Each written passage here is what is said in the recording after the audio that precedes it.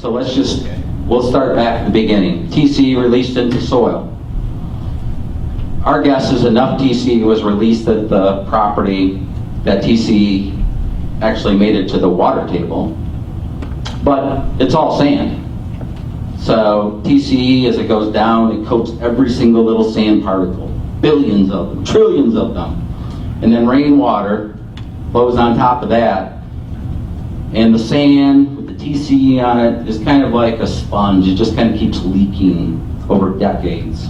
So now TCE has reached the water table, it's mixing with groundwater. Groundwater's always been moving, nothing's new there. It's been moving from the east to the northwest in Mansalona forever because of geology, which hasn't changed.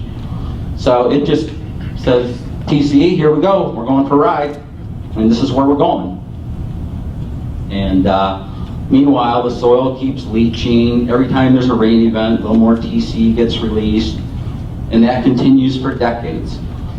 Where we're at now is we don't see much TCE left at the site, not compared to in the past, and we think we're very close to the point where the amount of TCE contributed to groundwater right at the former Dura property is negligible. It isn't worth trying to clean up. Most of it now, most of the mass is west of 131 and actually out probably towards Shish Mountain Drive and M88. That's where it's located. But it's had, what, 68, 50 years to move. So it's been out there for a long time. The difficult part, and why this is probably one of the biggest, we do see at other locations where TCE has been released into the environment, degradation.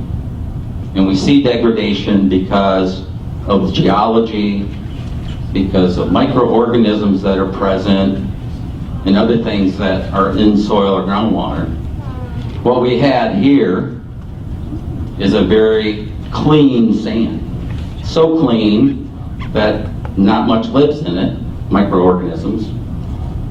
And we have groundwater that doesn't have much oxygen in it and very little mineral content. So it's very clean. So TCE doesn't have any, shall we say, outside factors to cause it to break down, and it just continues to persist. And we know that because we know what we call daughter compounds. So when a compound starts degrading, it changes into 2 or 3 other things, and we know in this case we don't see any of those other compounds, any of those daughter compounds. What we see is TCE or no TCE. It's just that clean, that clear.